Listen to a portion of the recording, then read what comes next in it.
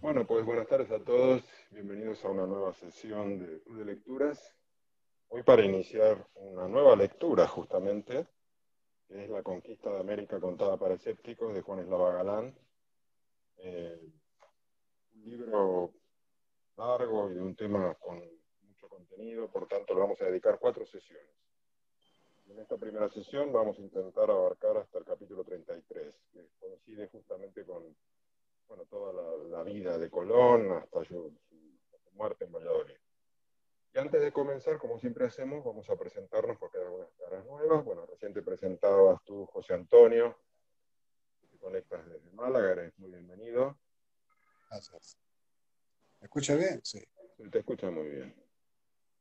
Tenemos a Magda Plosikiewicz, que es una miembro clave de este club. No más clave que cualquier otra. Pues nada, bienvenida nuevamente. Alejandro, desde Nottingham, en the United Kingdom. Hola. Muy bien. Fermín, desde el corazón de España, Galapagar. Ok, buenas tardes a todos. Joan Viaplana, nuestra presencia catalana, junto a Magda también, ¿no? Recuérdanos la ciudad donde está, Joan. Arenys de Munt, un pueblecito a 50 kilómetros al norte. Arenys de Munt. Un día me voy a acordar. Yo sí me acuerdo, así que no, no te preocupes. Y Julio, estás en Las Rozas, me parece, ¿no? Pozuelo, Madrid. Ah, Pozuelo, por Dios. Muy bien. Pues nada. Y Virginia, que está en metros mío, pero en otra sala. Tiene el micrófono apagado. Bueno, pues nada. Vamos a comenzar entonces con una pequeña nota biográfica sobre Juan Eslava Galán, que es un andaluz, nacido en Arjona en el 48. Es un escritor español de género histórico, muy prolífico, escribe prácticamente 2 novelas por año.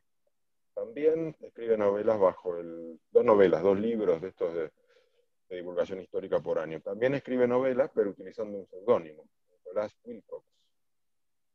Es hijo de olivareros. Cursó filosofía y letras en la Universidad de Granada, justamente, José Antonio. Eso. Licenciándose en filología inglesa. Luego también hizo estudios en el Reino Unido. Tuvo el premio Planeta en el año 87 con la novela más conocida, que es En busca del unicornio. Dice que es un apasionado de la Edad Media. Se puede ver en toda la temática. Su bibliografía comprende más de 50 libros y ensayos, entre los que destacan su muy irónicas Historia de España, contada para escépticos, y El catolicismo aplicado a las ovejas, entre otros muchos títulos. Es un autor realmente prolífico, como decíamos, 2 novelas, además de libros de otros géneros por año. Tanto novelista como ensayista. Se gala de un particular sentido del humor, a veces satírico. Eso sí se ve en la lectura de este libro. Pues creo que no hay ningún dato más así. Ha merecido importante galardón. Está casado, tiene 2 hijas. Bueno, pues si buscáis en internet vais a encontrar muchos reportajes. Y hay una presentación del libro que está presentada por Pérez Reverte, muy interesante. Bueno, ya luego la pondré en el WhatsApp, en las redes, para que lo veáis si no lo visteis. Donde habla también cómo consiguió este libro y cómo lo hizo, y es muy interesante. El libro está dividido en 3 partes. En la primera parte de Un nuevo mundo, se llama libro 1. El capítulo 1 transcurre en Venecia, ¿no? Ruina en Venecia. Comienza su historia con la recreación de un encuentro entre 2 comerciantes de especias, ¿no? Un veneciano y un flamenco, en 1462. ¿No? Se están lamentando por la escasez y por la notable subida de precios, ¿no? La ruta a la India y al mercado de Constantinopla se han cerrado por haber caído en manos del Imperio Otomano. Y el comerciante veneciano sabe, por lo que habla en la conversación, que la Tierra es redonda y que existen rutas alternativas, atravesando el océano o rodeando África, pero considera que ambas son imposibles. Una por demasiado larga, no hay quien dure en esa travesía, y otra por el calentamiento extremo de las aguas cuando cruzas el Ecuador, que era una teoría que venía desde la antigüedad, que había sido defendida en su momento por Aristóteles. las tan necesarias especias. En aquel entonces la única especia que se producía en Europa era el azafrán. Todas las demás se importaban de la India y eran un producto fundamental para los más pudientes, digamos, porque las usaban para dar sabor a una alimentación basada exclusivamente en carnes. Es decir, aparte que comían por ahí 6 tipos de carnes distintas y para que supiesen distinto necesitaban las especias y además tenían usos medicinales. Y bueno, yo aquí hago ya directamente una pregunta, porque al llegar a este punto y ver este tema, podemos anticipar entonces que la conquista de América es una derivada de una necesidad comercial, cuando, digamos, toda la motivación aquí es procurarnos el producto que empieza a escasear. ¿Alguien quiere decir algo al respecto de esta pregunta? Hay que levantar la mano, José Antonio. Alejandro. Ya que nadie levanta la mano, me voy a arriesgar con una posible respuesta. Sí, yo creo que sí, es netamente comercial. Las especies como elemento principal, según el autor, obviamente por la falta de refrigeración en aquel momento, es obvio, pero también se trata un poco de, por lo que leemos en esta primera parte del libro, de oro, riquezas, material. El oro ya era el patrón financiero en aquel momento, y también esclavismo es otra parte del comercio. Así que no era solo especies, aunque aparentemente especies podría ser el principal elemento comercial, era el commodity de la época, digamos. Así que sí, para mí es netamente comercial. Sí, Fermín. Para mí ha sido una sorpresa el tema de las especias. Siempre pensé que era simplemente la típica aventura del oeste, la aventura de la conquista del oeste, y esto también es conquista del oeste. Me ha sorprendido, me ha encantado ver esa faceta de las especias que nunca la había considerado. Me ha sorprendido muy gratamente. Pues sí, Julio, habías pedido la palabra, ¿no? Sí. Bueno, sí, desde luego el objetivo comercial es evidente, ¿no? Era el más potente de todos. Había otras razones, ¿no? Pero en cualquier caso hay que pensar que estas expediciones no eran baratas. Es decir, que sufragar los gastos que suponía mandar un poco a la aventura, ¿no? Tanto en la ruta americana como en la ruta portuguesa. Por África, pues era algo muy arriesgado y muy costoso. Entonces, desde luego, cuando se estudian las finanzas que había detrás de estas expediciones, pues había inversiones de gente, bueno, luego quizá lo tratemos, ¿no? De esencialmente italianos, ¿no? Venecianos y genoveses, florentinos también, que estaban invirtiendo ahí un dinero y lógicamente esperaban recuperar esa inversión. Entonces la recuperación no era por evangelizar indios o negritos, era por traer dinero, oro, especias o esclavos, como decía Alex. Sí. Sí, Magda. Sí, yo creo, estoy de acuerdo que, y sobre todo a la luz de lo que nos cuenta el libro, que los intereses eran principalmente comerciales, ¿no? Y que se buscaba también la rentabilidad que dice Julio. Pero yo creo que en paralelo, aunque tal vez en segundo plano, pues hay cierta inquietud de explorar el mundo. Y en este nivel entra la competencia, ¿no? Porque empieza rápidamente Castilla a competir con Portugal por las rutas, ¿no? Y luego cuando los portugueses pues prosperan y encuentran, no solo encuentran, pero se apropian, ¿no? Por cierto, de ciertos recorridos, ganan la exclusividad de ciertos trayectos, pues ahí creo que también entra aquella ambición, ¿no? De cómo que es que los portugueses descubren la ruta y encima llegan a la especiería y nosotros no, con lo cual pues esos intereses luego se ven fomentados también por la ambición de descubrir y de conocer y de abrir nuevos territorios. O sea, cierto afán de conquista puramente del mundo, pues también está más allá de lo comercial, yo creo, aunque no sea el motivo principal y mucho menos el inicial. Sí, Fermín. Esto nos recuerda un poco la carrera espacial. Alguien lanza un Sputnik al espacio con un coste bestial, sin ningún reportar beneficio económico ni de especias.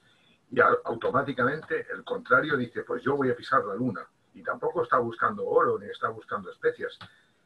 Es un poco como una carrera de aventura, de dominio del universo, es un poco dominante. A mí me ha sorprendido, ya digo, lo de las especias, porque es cierto que es costoso, pero más costoso es llegar a la luna.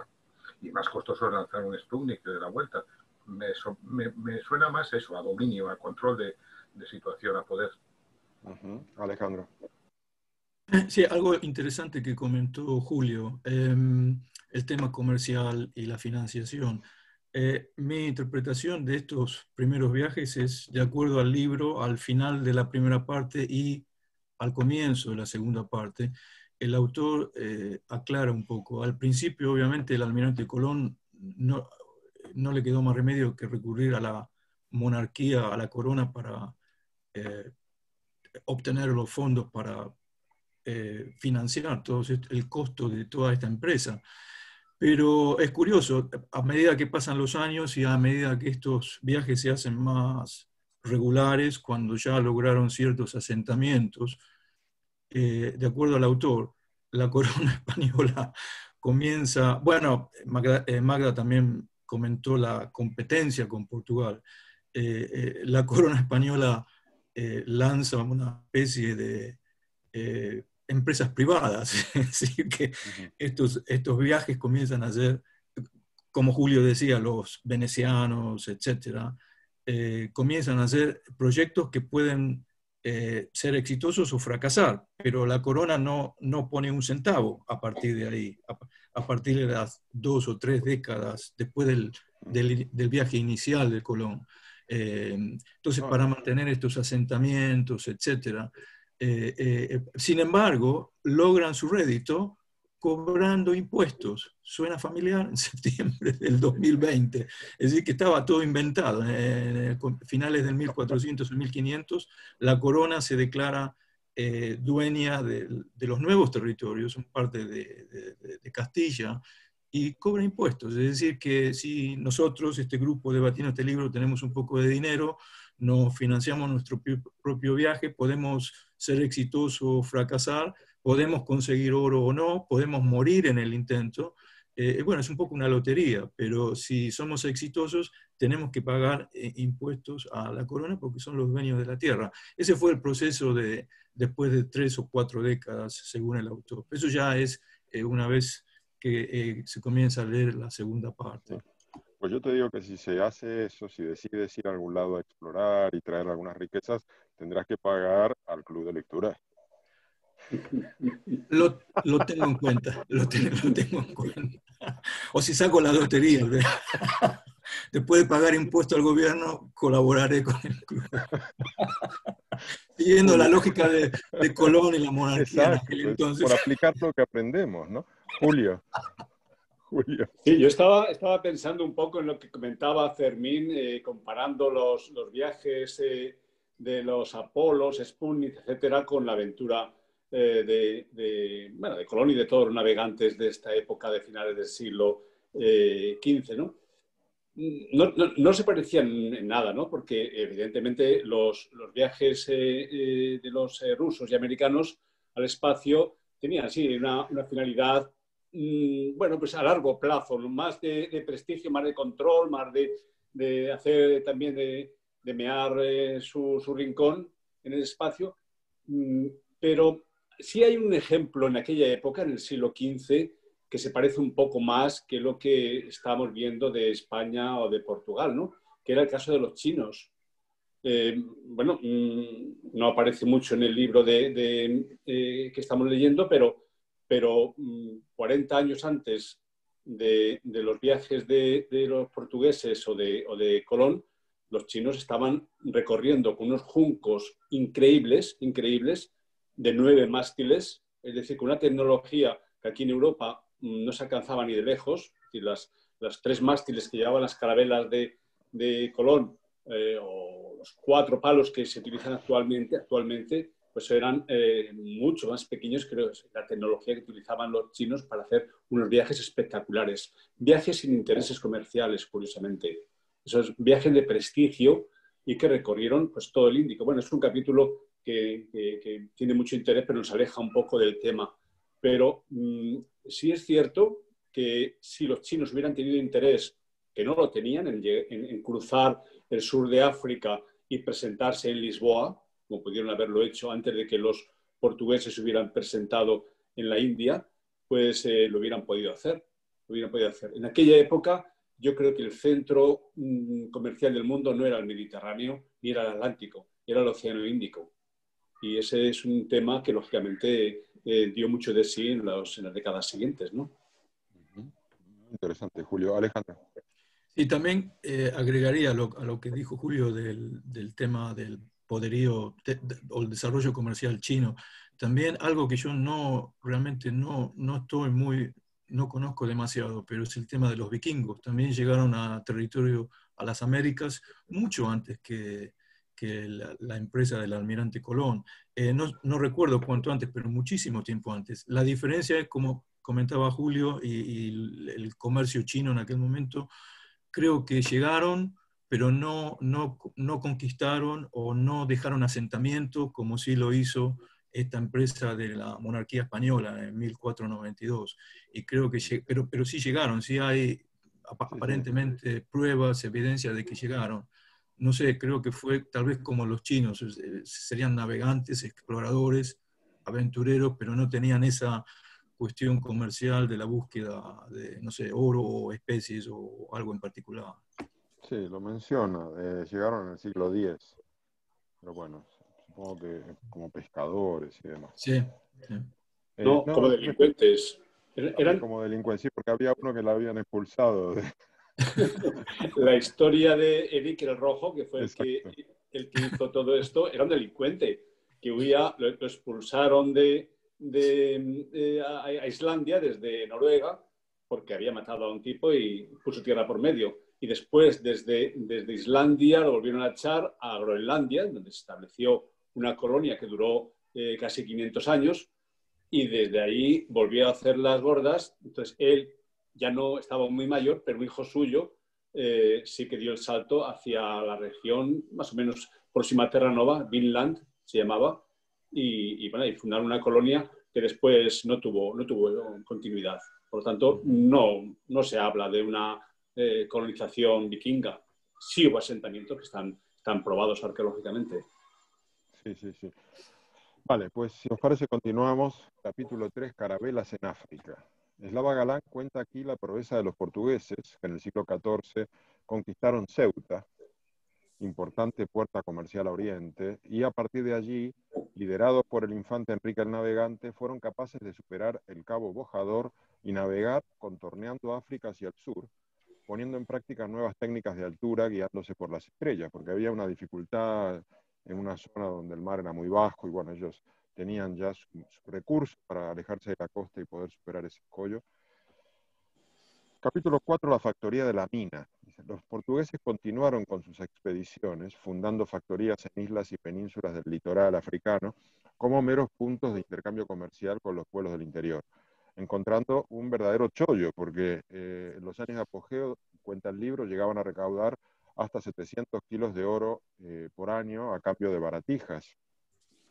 El problema comenzó cuando los españoles se enteraron de la nueva ruta y navegantes de Huelva comenzaron a competir con los portugueses en sus incursiones africanas. Y los portugueses consiguieron, pagando, una bula del Papa en Roma que les daba la exclusividad. Que eso es lo bueno de este tipo de bulas, que eran muy prácticas, muy fáciles de conseguir, si tenías el oro, ¿no? Claro. Juego de Tronos. Dice, la enemistad entre Castilla y Portugal se enconó y dio lugar a una lucha dinástica, ¿no? Los portugueses tenían un plan para hacerse con ambos reinos mediante el matrimonio del rey Alfonso V con su sobrina, la princesa Juana, que era heredera del trono de Castilla. Sin embargo, la facción castellana que odiaba a los portugueses, que eso sería un tema aparte de analizar ese odio histórico entre españoles y portugueses, habría que ver por qué, y proponía la integración con Aragón, y esta gente logró imponer el criterio de que Juana era ilegítima y que la verdadera heredera del trono sería su tía Isabel, quien se casó a su vez con Fernando, heredero del trono de Aragón. La disputa dinástica en la que se impusieron los españoles tuvo su contrapartida en los enfrentamientos marítimos, por el control del litoral africano, y en estos sí pusieron los portugueses, que a su vez lograron un acuerdo muy favorable con la paz de Alcazobas en 1479, y le garantizó la nueva ruta y los nuevos territorios. Los portugueses comenzaron a consolidar su control con la construcción de fuertes, como San Jorge de la Mina, y a partir de allí tejieron un poderoso emporio comercial. Bueno, y aquí es donde aparece Colón, el almirante Colón, como dice Alejandro, un quidam llamado Colón. Dice, Colón era un desconocido marino genovés, y aquí quiero hacer una nota, que es que me gusta que se haya finalmente resuelto la discusión de dónde venía Colón y que sea genovés, porque yo tengo una parte de origen genovés, con lo cual me siento con cierta identificación con Colón. Esto lo dejo ahí. Slava Galán lo define como un redomado embustero, una suerte de buscavidas con gran verborrea y tesón. Su reconocimiento se produjo mucho tiempo después de su muerte, impulsado por los italianos emigrados a América y los escritores románticos del siglo XIX. Es decir, que él no tuvo prestigio o reconocimiento inmediato, sino que hubo que pasar varios cientos de años para que fuese una figura reivindicada. Su vida en Madeira marca un punto de inflexión, porque parece que es el momento en el cual él accede al secreto sobre cómo cruzar el océano para llegar a las Indias navegando hacia el oeste. Slava Galán plantea dos versiones de cómo se produjo este descubrimiento. Una a través de información que le dio su suegro, y otra por información recogida de un piloto desconocido. Podría ser un náufrago que habría llegado a las islas de Centroamérica creyendo que eran las Indias y hubiese regresado y contado el secreto, ¿no? Antes de Colón, y en este apartado es donde Slava Galán relata la llegada de los vikingos, liderados por Eric el Rojo, a las costas de Terranova y Labrador, en el extremo oriente de Canadá, a fin del siglo X. En este capítulo luego cuestiona también el reclamo vasco de una llegada a América de sus pescadores antes de Colón, ya que no hay ninguna prueba. Por lo visto, cada región española tiene algún tipo de reivindicación respecto a haber llegado a América en algún momento. 8. ¿Vascos o andaluces? Dice Slava Galán. Sí, perdona un segundo, Jorge. Es que luego igual cambiamos de tema. Hay tantos temas sobre este particular que la verdad es que resulta... Es que a mí me parece que el autor, Slava Galán, hace muchos juicios de valor que no son, al menos desde mi punto de vista, muy correctos desde el punto de vista histórico. Y bueno, pues yo creo que es muy atrevido algunas veces cuando hace valoraciones que no están muy contrastadas o... Por ejemplo, en las relaciones entre España y Portugal que comentabas antes, sí es cierto que había conflictos serios y hubo guerras incluso y tomas de posturas diferentes en el caso de la cuestión dinástica de Juana la Beltraneja, la unión con Aragón, pero en general las relaciones fueron muy buenas entre España y Portugal. Dos ejemplos. Uno, las relaciones, el hijo de este Alfonso pues casó con los hijos de los reyes católicos. De manera que las relaciones matrimoniales funcionaron bien porque había buena disposición entre las dos familias. Prueba de ello es que bastante tiempo después Felipe II acabó siendo rey de Portugal también, porque heredó de sus antepasados, ¿no? Y bueno, pues eso de alguna manera pues desmiente esa actitud de rivalidad que comenta. Sí. Vale, no existe más. No, bueno, muy interesante. Bueno, capítulo 8, vascos o andaluces. Aquí Slava Galán cuenta la versión que le contó de viva voz la duquesa de Medina Sidonia, Luisa Álvarez de Toledo, que falleció hace algunos años. Según la duquesa, ella contaría con documentos propios que demostrarían que españoles y portugueses ya iban con regularidad a América al menos desde 1436, y Slava Galán considera esta teoría como otra hipótesis que está por probar. A mí me sorprendió mucho este capítulo, porque me pareció una especie como de primicia que se tenía reservada aquí a Slava Galán, pero muy tirada de los pelos. Se le cuenta a la duquesa, que bueno, Álvarez de Toledo, no sé qué les pareció a vosotros esto, pero me parece un poco estrambótico. Sí. Julio. Sí, bueno, estoy de acuerdo en que está un poco cogido por los pelos, ¿no? Pero lo que dice también es Lava Galán sobre la poca valoración que se tuvo de Colón durante tanto tiempo, ¿no? Que hasta el romanticismo no se valoró. Eso no es cierto. Por ejemplo, su diario se publicó en los 4 o 5 siguientes años cuando fueron redactados, pues como media docena de veces en distintos idiomas. O sea, circuló por toda Europa. Mucho. Colón era un personaje muy popular en el tránsito de 1400 a 1500. No tanto como Américo Vespuccio, que ese sí fue el que popularizó lo de América, ¿no? Y bueno, pues es otro capítulo distinto. Pero no sé, yo creo que el autor a veces comentaba antes, valoraciones un poco regulares desde el punto de vista histórico. Perdón. Pues llegaremos a una pregunta sobre justamente la opinión sobre el autor, porque digamos, ya llegaremos en breve. Vale, el mapa de Toscanelli. No, gracias. El mapa de Toscanelli. Los portugueses, apoyados en las teorías del médico y cosmógrafo florentino Paolo Toscanelli, comienzan a considerar la posibilidad de llegar a las Indias navegando hacia el oeste también. Sin embargo, las disputas dinásticas con España, que se dirimieron con el Tratado de Alcazovas y que le daban a Portugal vía libre en África, hizo que abandonase la idea de la ruta atlántica, pues tenían la ruta mucho más fácil rodeando África. Antes de ello, Colón presentó su plan a los reyes de Portugal, pero lo descartaron siguiendo el criterio de su comité de expertos, ¿no? Porque los cálculos de distancia realizados por Colón reducían un 25% los de Toscanelli, debido a un error de conversión de las unidades de medida. Pero Colón poseía un secreto que los demás desconocían, el de la única ruta posible que requería integrarse en el callejón de los Alisios al sur de las Canarias. Esto es lo que dice Slava Galán.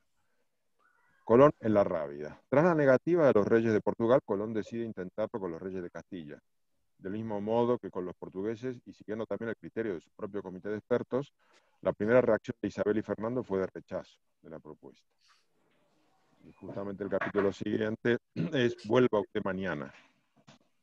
Porque los reyes estaban en plena campaña de reconquista de Granada, lo que complicaba aún más las aspiraciones de Colón, que debió esperar 4 años hasta conseguir reunirse con ellos en las afueras de Granada, en Santa Fe, gracias a la intercesión de los monjes de la Rábida y a su amenaza de ir a ofrecer su plan a los reyes de Francia.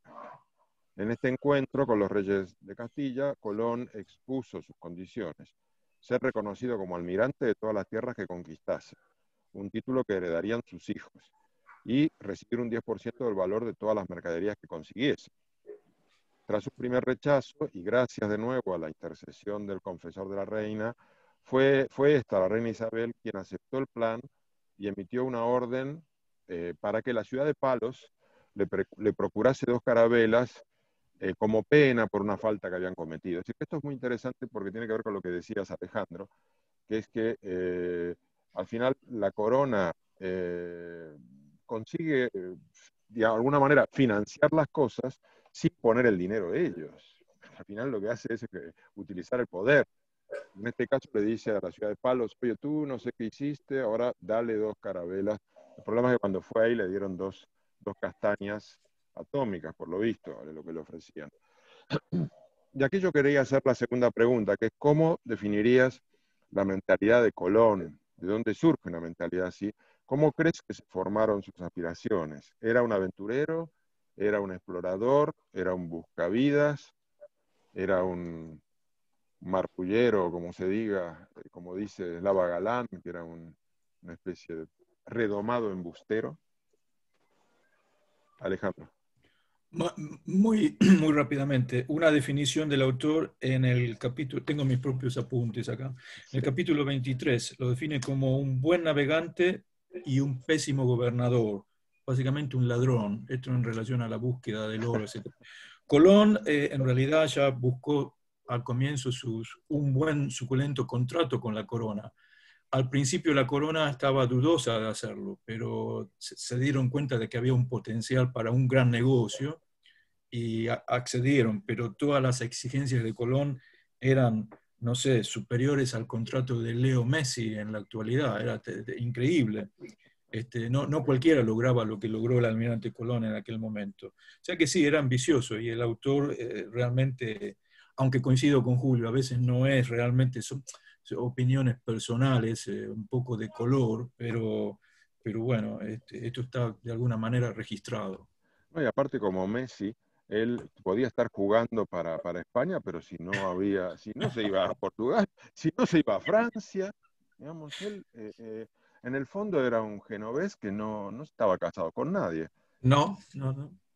A ver, José Antonio, y luego creo que Julio, no sé quién más pidió. José Antonio. El hecho es que a la vuelta del primer viaje, él llega a Portugal, en cierto modo para demostrar que lo que había perdido Portugal antes de pasar a la parte de los Reyes Católicos. O sea, una especie de venganza que él utilizaba. Y bueno, pues luego ya os voy a decir algunas cosillas que yo sé más o menos. Y bueno, es una puntuación. No, pero es verdad, es curioso que él siempre empieza por el lado contrario al que termina siendo el definitivo, pero digamos, es como que siempre está jugando a varias bandas. ¿Tú le habías pedido la palabra? Yo creo además que para mí es un aventurero. Sí. Creo que para mí es un aventurero. Luego, no sé, él busca vidas también, porque iba buscando lo mejor, ¿no? Pero en cierto modo él tenía información de alguna forma para pasar al otro lado y la idea era, bueno, para hacer aquello no tenía que tener también un poquito de valor. Si no, no todo el mundo podía meterse en un mar océano donde los monstruos se comían al personal, etcétera, etcétera. No, y además lo montaba bien. Se lo montaba muy bien porque tenía amantes en las islas donde hacía escala. Sí, sí. No eran viajes así que, ala, aquí me pierdo en el mar, no. Muy, muy de latino también. Los latinos somos muy dados a eso. Los ingleses eran de otra forma, o eran más bestias a lo mejor, era otra forma de ver la vida. Pero sí, bueno, también Hernán Cortés con Malinche y todo lo que tal, que eso es muy latino y no iba. Bueno, os sigo escuchando, es muy interesante. Bueno, gracias. Julio, ¿pediste la palabra? Sí, bueno, el personaje de Colón, a propósito de la pregunta que hacías, es muy complejo. No se puede despachar como que era un cantamañanas, como que era un farullero. Era un personaje de su época, ¿entiendes? Estamos hablando del Renacimiento, en donde no había concepto de patria. Nadie era de ningún sitio, era de sí mismo y de quien más le diera. Los condottieri italianos pues eran de quien mejor les pagara. Y cambiaban de bando, como Colón cambiaba de bando cuando podía. Y le contaba a cada uno la milonga que mejor le apañaba. No es que fuera un mentiroso, que lo era.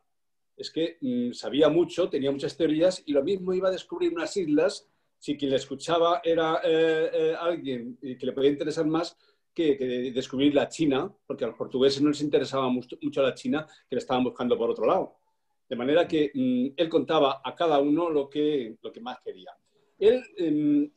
hay que tener en cuenta también dentro de su biografía que estaba casado con una hija de un noble portugués que estaba trabajando en la corte portuguesa.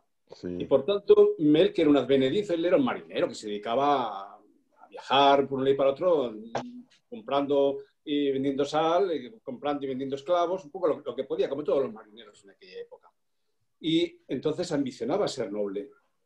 A él el tema de su ambición personal era la riqueza, desde luego, pero la riqueza como se concebía en aquella época, que era a través de la nobleza.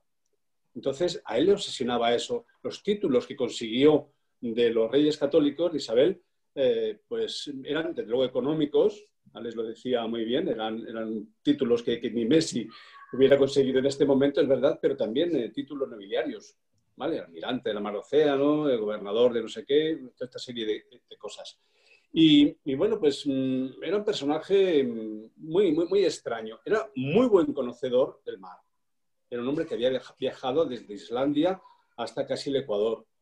Conocía bien las rutas portuguesas. Él estaba en Lisboa cuando llegó el barco que había dado la vuelta al sur de África. Entonces, todas estas cosas, en fin, las conocí y las tenía en cuenta. Y conocía efectivamente los vientos que en aquella época en el mar eran el elemento clave, el secreto clave para un buen marinero. Que no era un tío tonto. Era muy embustero, sí, pero luego veremos más adelante cuando actúa como un mal gobernador, efectivamente, en las islas, hay que también meterse en la piel de aquella gente. Es que hoy día nos es muy fácil juzgar la situación de aquellas personas. Veamos a un tipo que ha atravesado el Atlántico, que ha pasado 1000 penurias, que ha estado más solo que la una porque la tripulación no le acompañaba personalmente, y que llega a un sitio en donde se da cuenta no era tonto, se ve que aquello no era China, ni mucho menos, y se encuentra gente desarrapada, que no tienen un duro, más pobres que caídos, y tiene que volver a España y dar una explicación razonable. ¿Qué hace? Miente más que habla. Y se inventa que hay muchísimo oro, que hay muchísima no sé qué, que encuentran unas plantas extrañísimas que son efectivamente especias, que parecen ser especias. Eran plantas que ni siquiera conocía. Algunas de ellas las había leído en libros de expertos europeos que habían escrito sobre todo aquello. Es decir, era un tipo muy marrullero, pero no sé, había que entender también qué es lo que se estaba jugando. Es decir, ¿cómo vuelvo yo a España y digo que esto ha sido un fracaso absoluto? No puede ser, tengo que vender.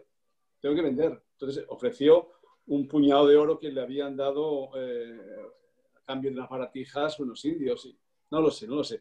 Yo creo que a mí me resulta muy difícil juzgar a una persona así. No, a mí me parece que es una persona que tiene un mérito enorme, muy inteligente, capaz de llegar a las máximas instancias de poder y convencer.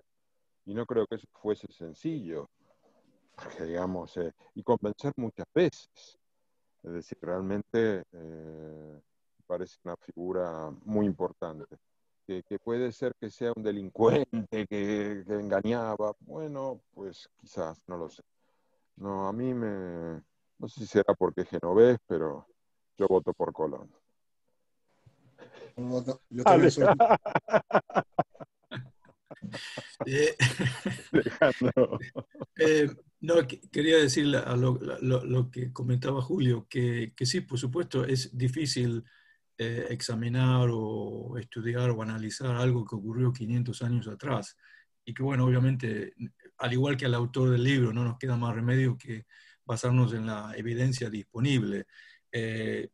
Más lo que dice el autor, que puede ser de color y que no puede ser realmente tan fehaciente, pero más allá de lo que podamos decir de Colón, que yo creo que sí, no sé, bueno, ser ambicioso no tiene nada de malo, pero tenía el vicio de la riqueza, etcétera. Pero lo último, coincido con Julio, lo último que podemos decir o considerar es que era un idiota, porque de idiota no tenía nada, al contrario.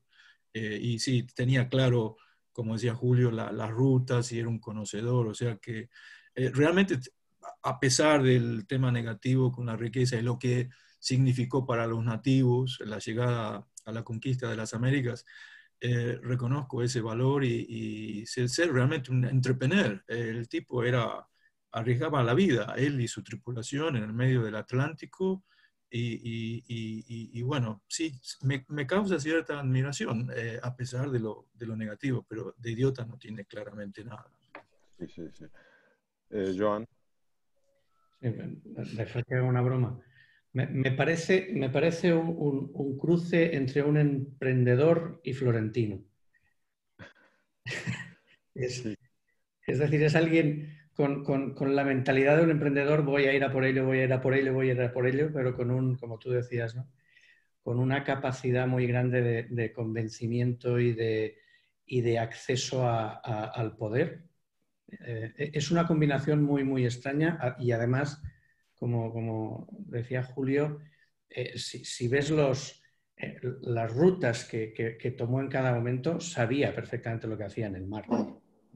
Sabía perfectamente lo que hacía. Hay un momento en que el autor dice: no, tomó esta ruta porque alguien se la tenía que haber dicho, y dice, en la época del año en que salió tenía que coger esa ruta o no andaban los barcos. Pero lo hizo, y lo hizo con el tiempo que tomaba. Para mí es un poco esa unión de los distintos elementos que evidentemente, además, en esa época es un perfil muy, muy, muy interesante. No, y además imagínate mantener el ánimo de una tripulación que no sabe cuándo va a llegar, con todas las incertidumbres que había, y él tiene que mantener el mando de eso. La gente se le revela, se le amotina, y él tiene que resolver. No, a mí me parece un tipo con unas capacidades enormes, ¿no? Sí. Bueno, Es un líder en movimiento. Cuando ya pones un fortín y tienes que estarte quieto, eso ya no le va.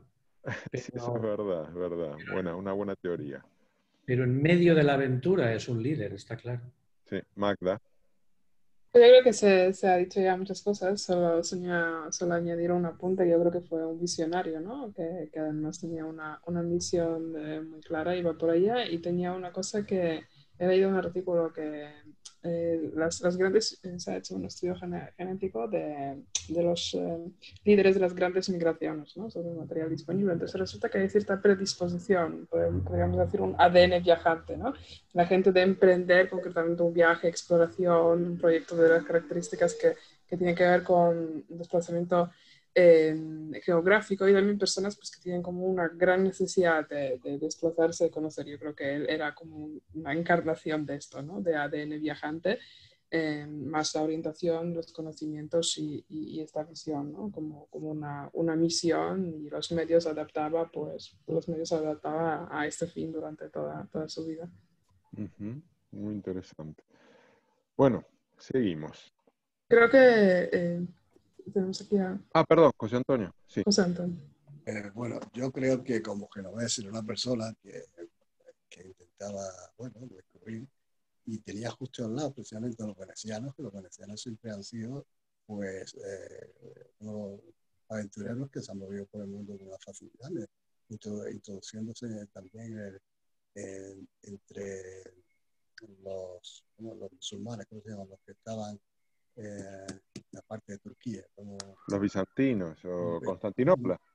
Constantinopla, estamos hablando del siglo XIV, es decir, los que llegaron, que ahora no me acuerdo, los que llegaron a las puertas de Viena, hombre, ¿cómo eran los?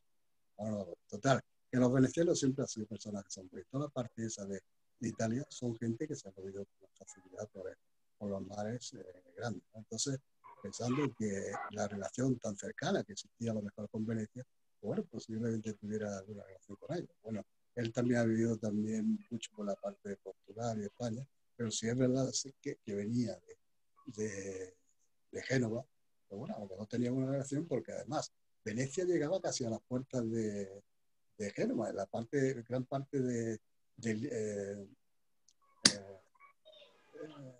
vamos a ver, El Adriático.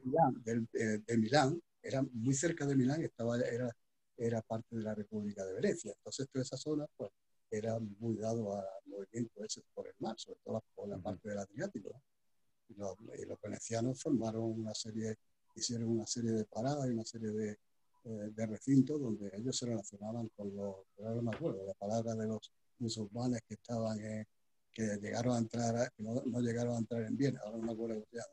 Eran musulmanes, hombre, que estuvieron luchando. Otomanos, sí. Otomanos. Otomanos, hombre, no me salía la palabra. Pues realmente bueno, también tendrían sus maestros en los venecianos, que siempre han sido personas que se han movido mucho por el mar Adriático, ¿no? Y por todo, también las especies, toda la parte de Turquía y todo esto, ¿no? Sí. Entonces, no dejo ahí la idea, ¿no? Sí, seguro que había una tradición, bueno, marinera, ¿no? Sí. A ver, la orilla de las tres carabelas, capítulo 2. Dice, en Palos, Colón convenció a los hermanos Pinzones para sumarse a la expedición y ayudarlo a reclutar la tripulación necesaria. También reunió los 2 millones de maravedíes necesarios para la travesía. Yo diría que aquí la corona no puso ni un duro. Cuidado. Casi un 60% lo puso el potentado Luis de Arcángel, un 25% lo puso un consorcio de mercaderes genoveses y florentinos, y el resto lo pusieron entre el propio Colón y algunos comerciantes castellanos. Es decir, que fue una financiación privada. Reunió 3 carabelas, la Santa María, la Pinta y la Niña. El Aba Galán cuenta cómo Colón llevaba una doble contabilidad en el libro de Bitácora para no alarmar a la tripulación si es que navegaban demasiada distancia sin encontrar tierra. Así que es un tipo súper hábil inventó ¿cómo se llama? La contabilidad B, una especie de Bárcenas del siglo XV. Bueno, la tripulación de la Santa María, formada mayormente por vascos y santanderinos, se amotinó hacia el final del viaje exigiendo regresar, pero los pinzones y los más sufridos marineros andaluces, dice Eslava Galán, y no sé si ahí lo traiciona el hecho de ser andaluz, convencieron a los demás de seguir, ¿no? Como que, bueno, no lo sé. No sé cómo habrá sido eso. Capítulo 13. Alba de América. En octubre de 1492 avistaron tierra. Al desembarcar, la playa se llenó de indios desnudos y pobres, que eran indios taínos. Estaban maravillados y atónitos ante los recién llegados, ¿no? Parecían casas flotantes, dice. Hamacas de Santo Domingo. Ahí, en este capítulo, Eslava Galán hace un salto a la actualidad y relata un viaje a República Dominicana, donde entabla una conversación con un camarero que reivindica la vida relajada de los indios, atribuyendo a los conquistadores unas ansias de riqueza y un ritmo de vida así como insano, ¿no? Que rompió la vida tranquila de las poblaciones locales. Eslava Galán parte de este diálogo para preguntarse acerca del sentido de la conquista española de América, que me resultó un poco curioso, ¿no? De repente venimos en un libro de historia y al final la versión que estamos discutiendo es la que le dio un camarero en República Dominicana. No lo sé. Bueno, ahora comentaremos. Justamente la pregunta que me surgía aquí es: ¿de quién te sientes más cerca? ¿De los indios o de los conquistadores? En toda esta historia, ¿no? Sí, Alejandro. La pregunta es un poco difícil porque tal vez es algo que, como comentó Julio, ocurrió hace centurias atrás, entonces es muy difícil analizar y sacar conclusiones.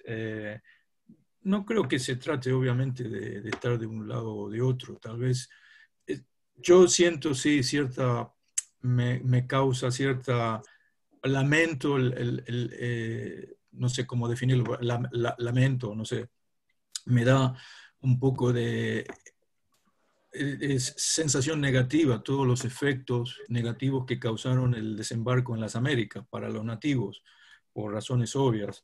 Pero bueno, también hay elementos positivos de lo que veníamos hablando antes, viendo cómo se comportaba Colón, un tipo inteligente, y esto es acerca de negocios. Pero bueno, obviamente trajeron consecuencias muy, muy negativas para los nativos. No sé, podría haber ocurrido de alguna otra manera, pero ocurrió también en África y países de Asia con el Imperio Británico y los franceses. Así que no, en ese aspecto no creo que deberíamos de darle cierta, no sé, prevalencia a los españoles o portugueses. Sí. El poder europeo en general. Uh-huh. José Antonio. Es importante la voz de la reina Isabel la Católica. Es decir, yo creo que ella, en cierto modo, lo que proponía es que no se les tocara a los indios, que el virrey era España en Sudamérica. Es decir, que en cierto modo estaban protegidos. Luego ocurrió lo que ocurrió y el propio Colón tuvo, más de una vez se tuvo que ver con los reyes por el follón que hubo. Luego estamos hablando del siglo XV o el siglo XVI. No estamos hablando en la fecha de hoy. Es una forma de ver la vida muy diferente. Bueno, y en cierto modo los ingleses o los irlandeses que llegaron allí pusieron algunas posibilidades que tampoco... el hecho de meternos en la leyenda negra, bueno, ya eso es más problemático. Yo me duele que sea España la que siempre pague todos estos follones. Es decir, que en todos lados se han considerado, y bueno, allí se hizo, bueno, el tema de la religión, que a mí, bueno, me parece muy bien, pero por lo menos que se crearan universidades, que se diera cultura. Pasarían muchas cosas, pero me enseñó una parte muy positiva. Bueno, eso fue Sudamérica. Luego, a raíz de eso, los latinos somos también muy particulares. Hay formas de ver la vida muy diferentes de la parte cristiana de los católicos también a los protestantes. Son otra forma de ver la vida. Total, que eso se podía discutir también. ¿No? Pero yo creo que Isabel la Católica en particular creo que se portó bastante bien con lo que pasaba en Sudamérica. A ver, Julio y luego Alejandro. Sí, bueno, es difícil, la verdad, desde el punto de vista histórico, decir con quién simpatiza uno más, con otros, evidentemente, lo que dice Alejandro es cierto, es decir, lo que se hizo allí desde el punto de vista occidental, no solamente español, sino occidental, porque lo que hicieron después los ingleses en América del Norte, en fin, fue mucho más duro. Ahí hubo un exterminio absoluto. Abajo hubo un mestizaje importante. De todas formas, yo creo que España no ha sabido vender bien su historia, ¿no?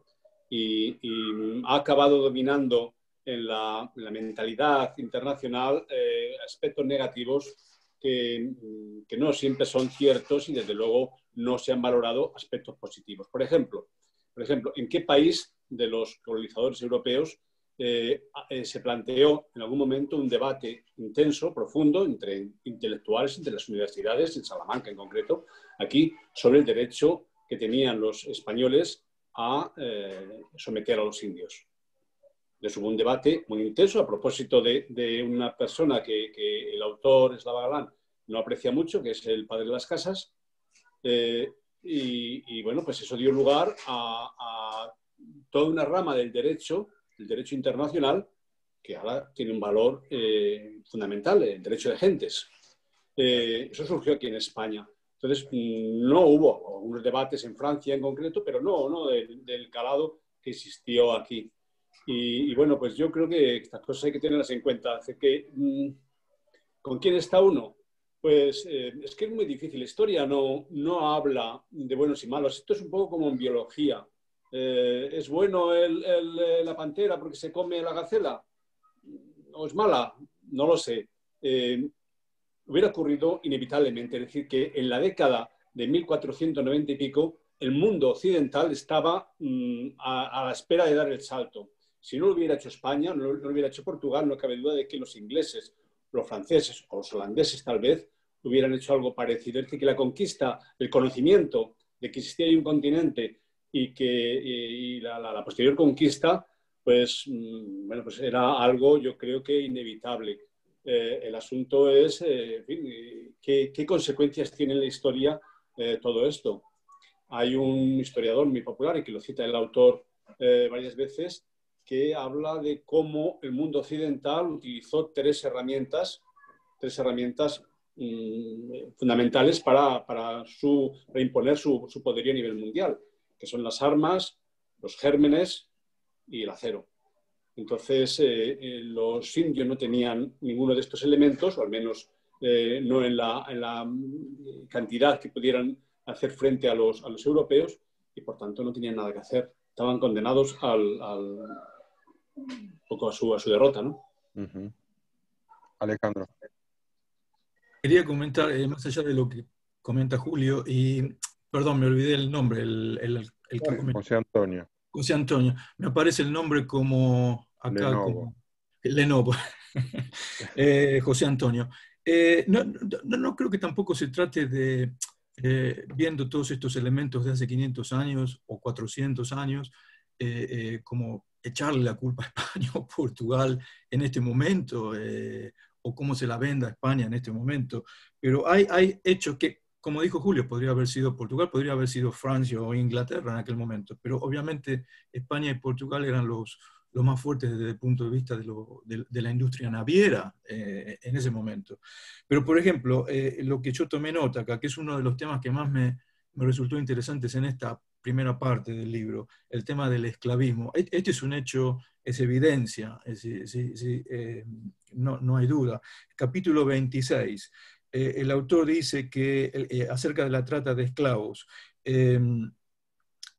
se trató de 2.000 indios vendidos, o nativos, vendidos como esclavos, y eso duró hasta el 1542. Es decir, que son 50 años desde la llegada del almirante Colón, a 1492, final de siglo, durante el siguiente medio siglo, 50 años, toda una vida. Es decir, no sé, el autor creo que lo debe sacar, es un elemento, evidencia de algún libro o de haberlo estudiado. Es decir, 2.000 indios, 2.000 nativos vendidos. Esto es un hecho. El esclavismo fue parte de este negocio, tanto como el oro y las especies. quisiera aclarar algo. A mí es lo que más me fascinó de la lectura de este libro, porque me dio la posibilidad de refrescar mi memoria, son elementos que nos olvidamos. Y yo realmente dudaba de leer este libro, leer en el medio de la crisis COVID, un libro de la conquista de América. Yo pensaba, creo que no me interesa, pero realmente me alegro de haberlo comenzado a leer.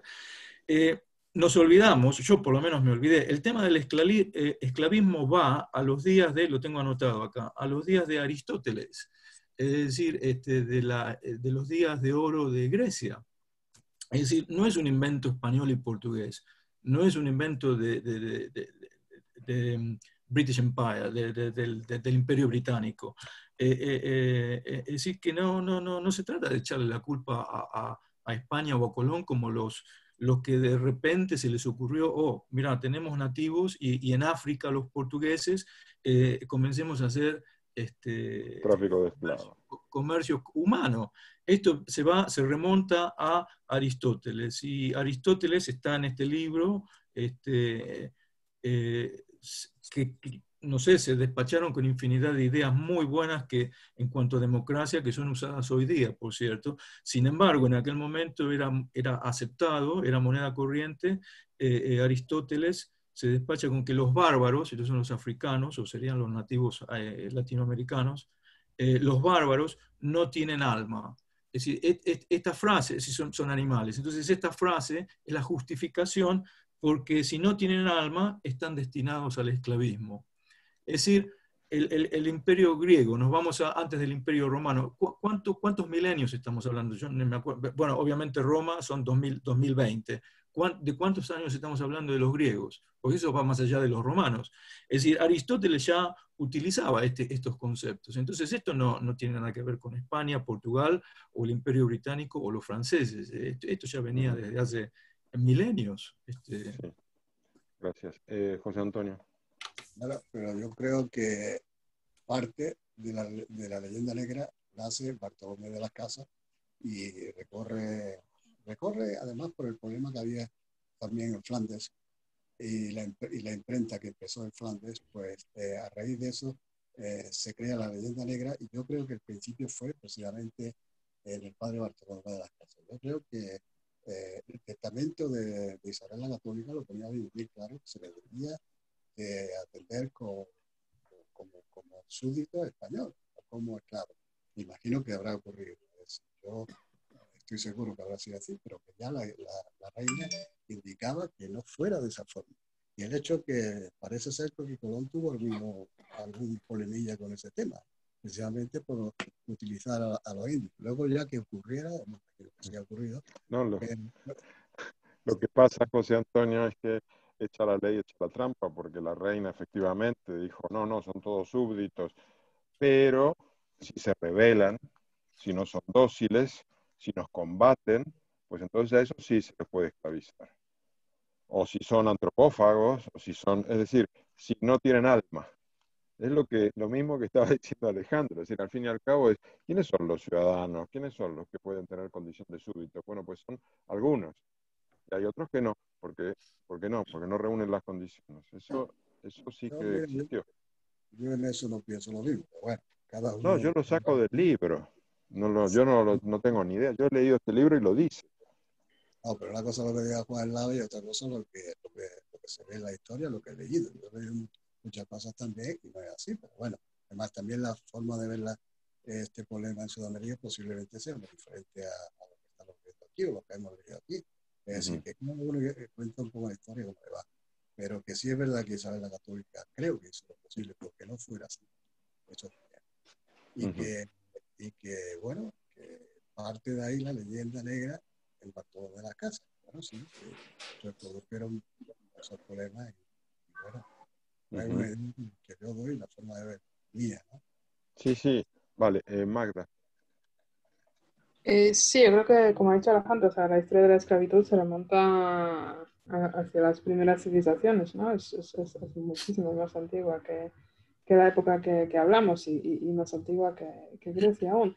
Pero yo me dio la sorpresa en este libro justamente en la actitud de Reina Isabel cuando abre esta puerta a que no tienen que ser esclavos, que luego empiezan las excepciones, ¿no? Pero que dice que no, no debe haber trata, que son súbditos, pero que han de estar en condiciones, ¿no? Lo que son todos los ciudadanos de su reino. Y es cuando reclaman, dicen, no, pero si es que nos luchan, no quieren evangelización, no todos son pacíficos, son antrópagos. Y es cuando ella empieza ya a matizar, ¿no? Pero bajo un poco la presión de los conquistadores. Pero me sorprende, o sea, me parece realmente su Notables. actitud Sí. notable es su actitud de intentar a forzar la igualdad de condiciones, porque este intento existe, ¿no? No conozco Sí. la historia como para saber hasta qué punto ella es pionera en este momento, pero me parece una actitud pues, muy sorprendente, ¿no? Porque Sí, yo sí, esperaría en este momento que, pues, que el reinado dice, pues a la trata de esclavos, adelante, lo que se pueda, ¿no? Y en cambio no es la actitud que presenta la eso es actual. verdad. A mí me ha sorprendido mucho. Sí, a mí también. Fermín. Sí, a mí me sorprende que después de que en el finales del siglo XV o principios del XVI, se esté hablando de no tener esclavos, de liberar a esta gente, estamos hablando del siglo XVI. 400 años después, Leopoldo II llega a África, como hemos leído hace nada, Sí. un libro del reparto de África, y se siguen matando y comiendo negros, y 400 años después, es alucinante. Estamos hablando de la conquista de América fue realmente tan lesiva cuando resulta que en África no se ha conseguido absolutamente nada, porque en América se consiguió un mestizaje y el nivel actual del continente sudamericano no tiene nada que ver con el continente africano. 400 años después de que esta mujer, Isabel I, decida que los hombres son súbditos y no son esclavos, pues 400 años después seguíamos vendiendo esclavos negros de África. Me sorprende muchísimo.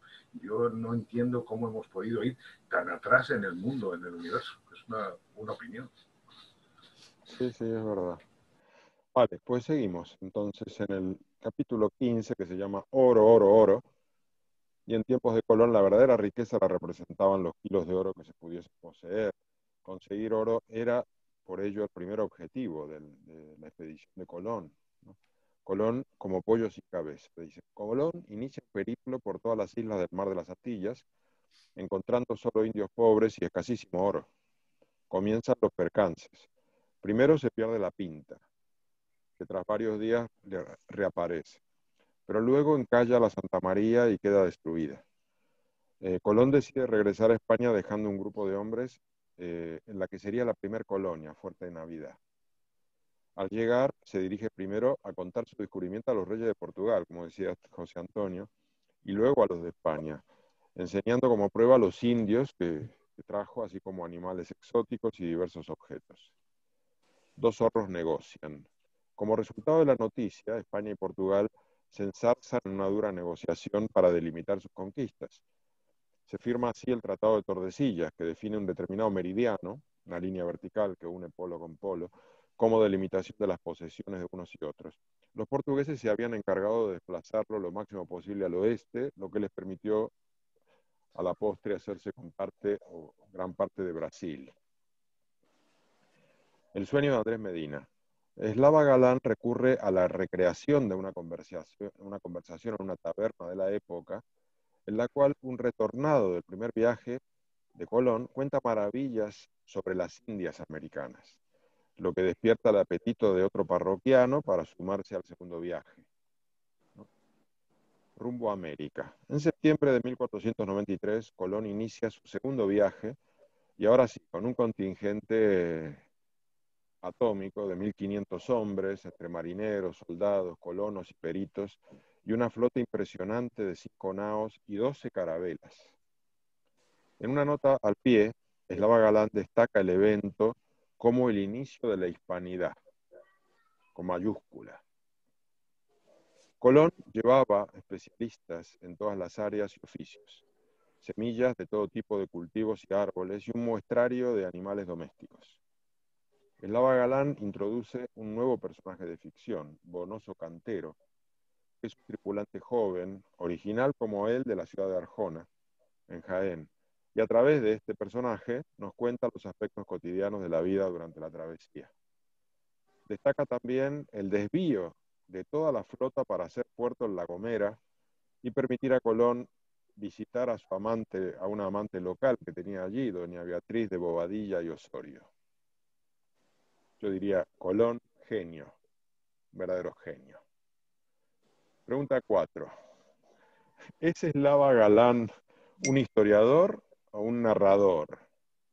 ¿Qué valor atribuyes a sus recreaciones históricas como las de estos apartados? ¿Quitan o añaden valor a su obra?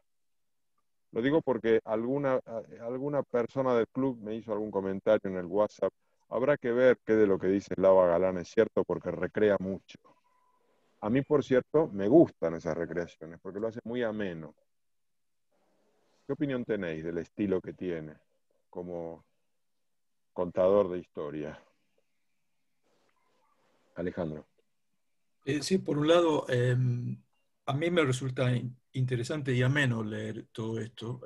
Tal vez leyendo un libro específicamente de historia, sin estas recreaciones, se haría un poco más denso. Es verdad, lo reconozco.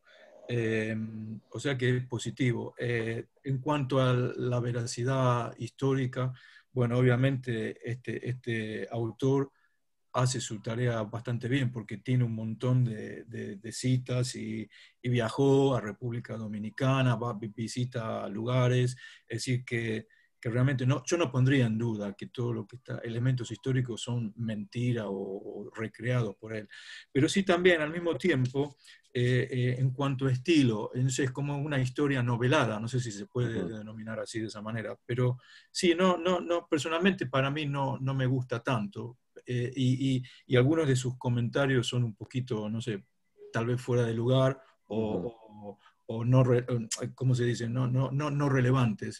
De todas maneras, dejo pasar de lado porque tengo que reconocer que se me hace bastante más entretenido, un poco entretenido, pero a sabiendas de que en líneas generales los elementos históricos son correctos.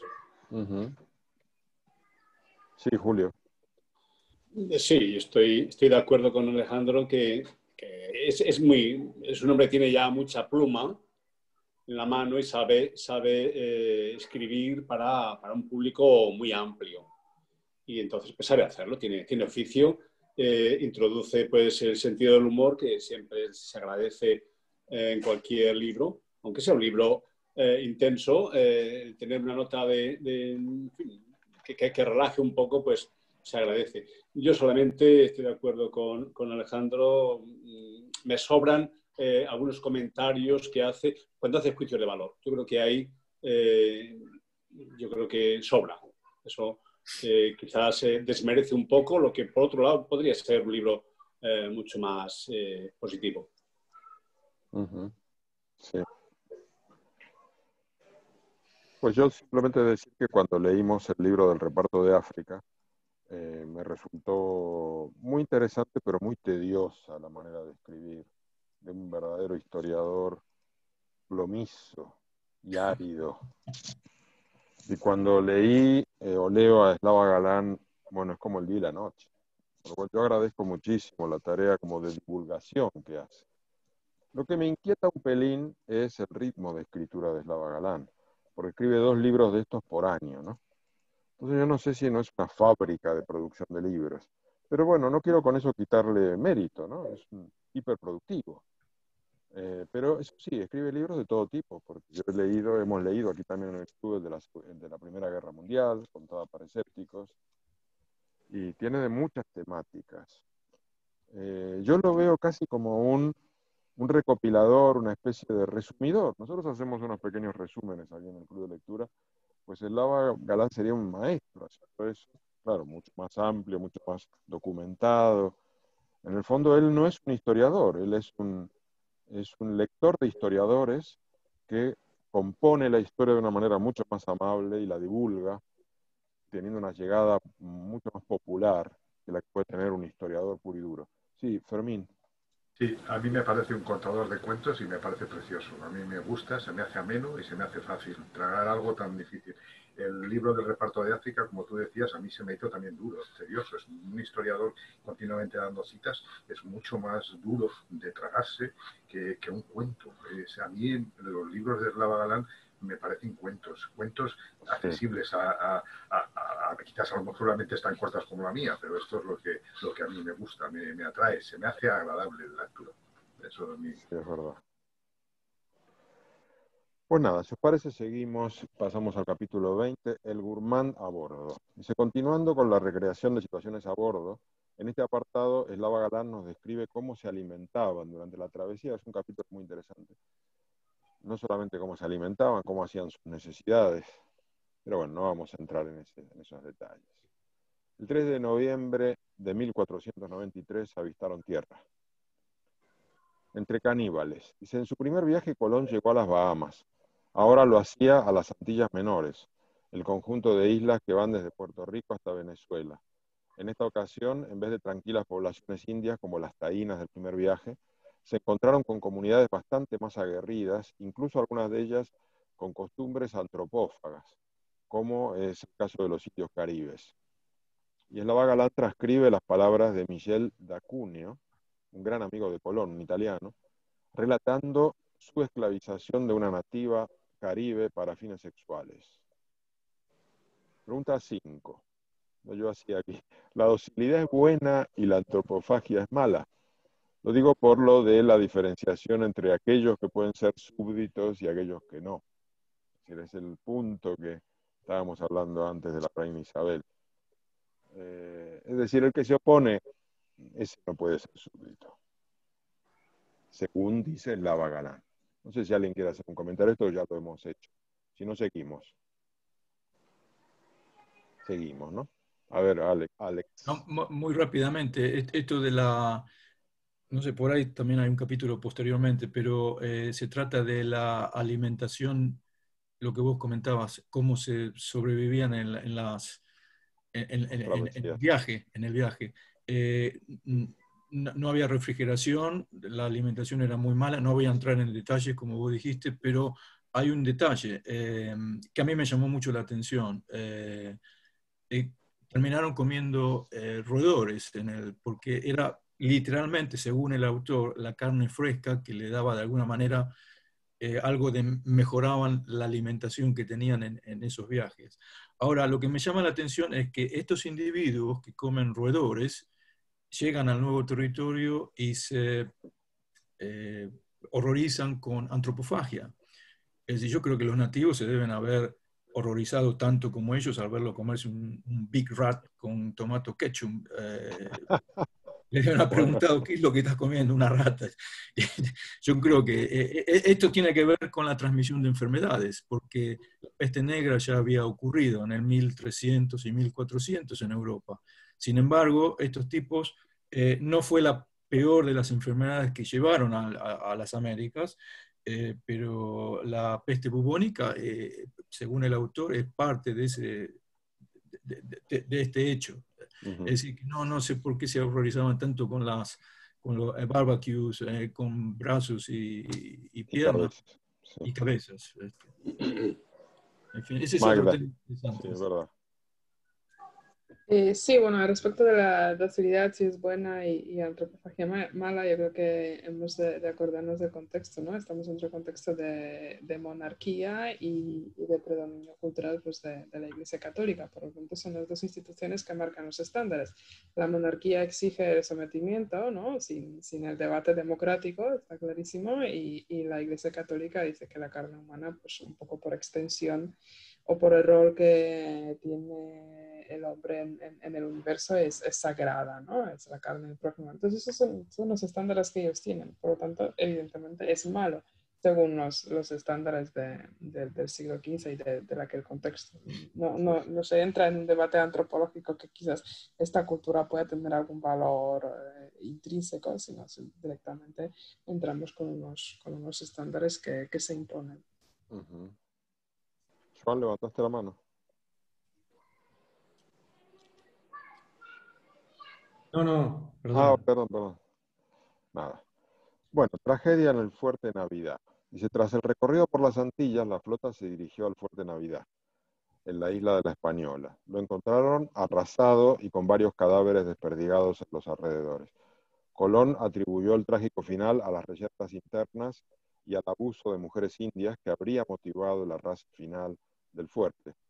Decidió fundar una nueva colonia, Villa Isabela, cerca de la ciudad actual de Luperón, pero esta nueva ciudad duró solo 2 años por su errónea ubicación en medio de un callejón eólico. Fundaron una nueva ciudad entonces, Santo Domingo. Rápidamente se percataron que las semillas traídas de Europa crecían muy rápido, pero también se agotaban a la brevedad, lo que generó cada vez mayor escasez de alimentos. Tras la fundación, Colón partió a por oro hacia la isla de Cuba, pero no tuvo éxito. Ni siquiera las indias en estos nuevos territorios eran dóciles. Como se esperaba, exigían dinero para mantener sexo con los recién llegados, lo que dio lugar a la aparición de los primeros burdeles. Capítulo 23. Pulseras para un rebelde. El cacique Caonabó, rey de Cibao, era el más rebelde a la penetración española. Para protegerse de sus ataques, Colón mandó construir el fuerte de Santo Tomás. Tras su apresamiento de este cacique, lo envió a España para ser juzgado por rebelde, pero murió en el trayecto. Y los indios siguieron combatiendo a los españoles liderados por su esposa, Anacaona, que duró 4 años esa resistencia hasta que fue apresada y ajusticiada. Colón demostró ser un pésimo gobernante, dice Eslava Galán. Intentó convertir a los indios en mineros para la búsqueda de oro, lo que provocó que muchos de ellos escaparan, huyeran a la montaña. Sus maltratos y arbitrariedades, dice, provocaron que 2 funcionarios de su expedición regresaran a España y lo denunciaran ante los reyes. Colón decidió regresar también para poder dar su versión y defenderse, pero ya cuando llegó la actitud de los soberanos no era la misma hacia él, ya tenían gran recelo, ¿no? 24. La carrera por la especiería. En España ya se reconocía que las tierras descubiertas por Colón no eran la especiería y que debía encontrarse un paso a través de este nuevo territorio interpuesto para poder llegar a ellas. Tras 3 años en dique seco y ante las noticias de que los portugueses habían enviado a Vasco da Gama directo a la especiería asiática, Colón recibió el encargo de los reyes católicos de hacer un tercer viaje para lograr encontrar el paso a través de América y llegar a Oriente. En esta ocasión ya no había demasiados interesados en acompañar en Colón como había sido en el segundo viaje, que todos se querían apuntar, por lo que hubo que ofrecer perdones especiales para, por ejemplo, delincuentes, se les retiraba la condena para poder, si se sumaban a la tripulación, ¿no? En esta tercera ocasión, Colón navegó mucho más al sur y llegó a la isla Trinidad, frente a la costa de la actual Venezuela. Y la pregunta 6, ¿no? Porque mientras esto pasaba, los portugueses hacían su gran fortuna rodeando África y llegando a las Indias. Y yo me pregunto por qué los portugueses, que fueron los que ganaron la carrera por llegar a las Indias y dominar el comercio de especias, ¿por qué no impusieron un imperio global como luego hace España? Digamos, hay un tema cultural distinto entre unos y otros. Es decir, ellos triunfaron en la carrera comercial, pero no impusieron un imperio global. ¿Alguien tiene una reflexión respecto a eso? Alejandro. Yo creo que sí, que de alguna manera lo lograron. Brasil fue colonia portuguesa, se habla portugués, y si miras el mapa de Sudamérica, no sé, es enorme, es gigante. Mozambique y Angola en África fueron colonias portuguesas. En la zona de China, el gobierno británico devolvió Hong Kong a finales del siglo. Macao sigue siendo colonia portuguesa, está muy cerca de Hong Kong. Es decir, que llegaron a todos lados. Hay un detalle que yo realmente no estoy muy seguro, no quiero ser un narrador como este autor, creo que lo debería de buscar y de cerciorarme, pero creo que en el 1700 y algo así como 200 años atrás, hubo un gran maremoto frente a las costas portuguesas. Que arrasó Lisboa. Que arrasó Lisboa. Y creo que, no estoy muy seguro de esto, creo que se les tragó toda la flota. Es decir, que esto sería un hecho, si esto es así, que debería de corroborarlo, realmente no estoy 100% seguro, esto sería un hecho de un imperio o o un gobierno un país muy fuerte en ese momento, siendo devastado por un hecho natural. Te repito, no estoy muy seguro de este hecho. Creo que la flota se le fue con el maremoto. O gran parte de la flota. Julio, habías pedido la palabra, ¿no? Sí, sí, es muy interesante lo que dice Alejandro, porque no solamente la flota, efectivamente, se destruyó ahí en el puerto de Lisboa, sino mucha documentación, muchos archivos que tenían los portugueses. Hay que pensar que uno de los tesoros más importantes que conservaba cualquier potencia en esta época era la información. Y los portugueses tenían una información valiosísima en su cartografía. Los portulanos, los mapas de navegación eran de un valor extraordinario y ellos los mantenían muy en secreto y hacían bien, ¿no? Desde el principio, la verdad es que a mí me admira mucho, porque si comparamos el caso portugués con la aventura española de América, pues a mí me parece que los portugueses tienen un mérito increíble, increíble, porque llevaron a cabo un plan premeditado a largo plazo que iniciaron prácticamente a mediados del siglo XV, en el 1400 y pico, con Enrique el Navegante, y que lo mantuvieron durante muchas décadas, con una perseverancia. Y ahí, en este caso, a diferencia de lo que comentaba Jorge, de que la corona española no haya puesto un duro nunca, los portugueses sí, fue una empresa de Estado. Y era el Estado quien financiaba, quien elegía quién iba a ir, quien elegía las rutas, y en fin, era todo un programa que fue avanzando poco a poco. No lo vamos a desarrollar ahora porque queda un poco explicado en el libro y bueno, pues es otro tema, pero que consiguió un éxito, pero un éxito buscado, no fue casual. Lo de Colón sí que fue un golpe de suerte o mala suerte, pero fue un golpe. Lo de los portugueses fue un programa muy elaborado y muy interesante. Entonces, los resultados que obtuvieron, bueno, pues yo creo que sí, que fueron una potencia mucho más notable de lo que aparenta ser un país pequeño. Hay que pensar que Portugal en aquella época tenía, pues no sé, como 3 millones de habitantes. Era muy poco poblada, muy poco poblada. Castilla tenía 9 millones. O sea, que la densidad de población era muy pequeña. Entonces, colonizar con población propia los territorios que colonizaron no era una tarea sencilla para los portugueses. Pero, sin embargo, y bueno, de nuevo contradiciendo la opinión crítica del autor de Galán con las relaciones entre España y Portugal, pues consiguieron repartirse el mundo de buen acuerdo. El Tratado de Tordesillas es un acuerdo que, bueno, no sé a quién beneficie más, pero en cualquier caso les permitió repartirse el mundo a 2 países, que después dejó huella, y aquello se mantuvo durante mucho tiempo y condicionó, lógicamente, la política también colonial de Inglaterra, de Francia, de los Países Bajos, etc. De manera que, bueno, eso les aseguró el dominio de los mares en la área que les correspondía, y lo ejercieron. Es decir, que muy pocos barcos se atrevían a cruzarse por el camino de un buque portugués, porque, en fin, se los cargaban. Luego, si más adelante tenemos oportunidad de hablar del viaje de Magallanes y Juan Sebastián Elcano, las que pasaron, Elcano sobre todo al final, para no encontrarse con barcos portugueses, pues fue casi más complicado que atravesar la Tierra del Fuego, ¿no? De manera que bueno, la verdad es que es tantas cosas las que pasaron en aquellos decenios, fue tan apasionante todo lo que ocurrió. Hay gente tan decidida, tan, bueno, pues violenta, muy violenta, pero también muy curiosa. Es un periodo que a mí me parece que si los americanos lo hubieran tenido, hubieran hecho unas películas muy ricas sobre ese periodo. Pues buenísimo, me encantan todos los comentarios y se ve que sabes muchísimo, Julio. Unas aportaciones buenísimas. José Antonio.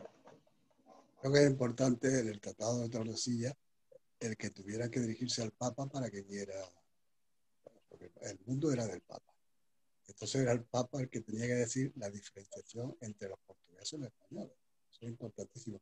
Es decir, la influencia que tenía el Papa en aquella época. Para él el mundo era del Papa. Eso es así.